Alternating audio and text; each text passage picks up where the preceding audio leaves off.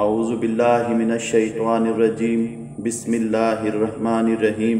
آج کی ویڈیو کا موضوع ہے سر کے بالوں کو گرنے سے کیسے بچایا جائے اور گنجا پن ہونے سے کیسے چھٹکارا پایا جائے۔ اللہ پاک نے قرآن مجید میں فرمایا وَنُنَزِّلُ مِنَ الْقُرْآنِ مَا هُوَ شِفَاءٌ وَرَحْمَةٌ لِلْمُؤْمِنِينَ وَلَا يَزِيدُ الظَّالِمِينَ إِلَّا خَسَارًا۔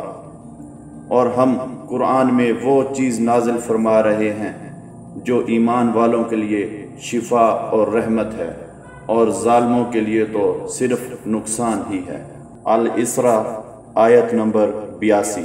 ترجمہ: And we are sending down in the Quran what is healing and mercy for the believers, and it only increase the wrongdoers in laws۔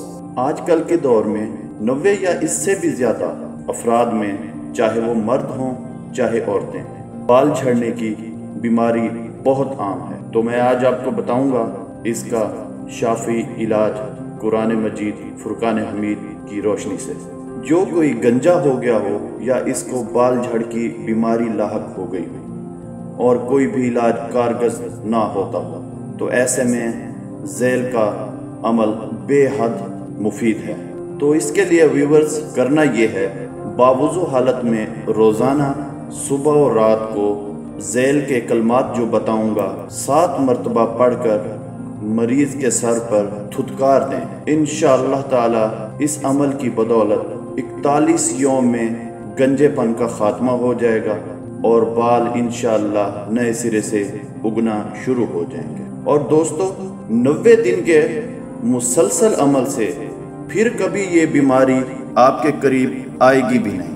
اول 3 مرتبہ درود پاک پڑھنے کے بعد یہ کلمات پڑھنے ہیں۔ وَنُنَزِّلُ مِنَ الْقُرْآنِ مَا هُوَ شِفَاءٌ وَرَحْمَةٌ لِلْعَالَمِينَ۔ دوبارہ سنیں، وَنُنَزِّلُ مِنَ الْقُرْآنِ مَا هُوَ شِفَاءٌ وَرَحْمَةٌ لِلْعَالَمِينَ۔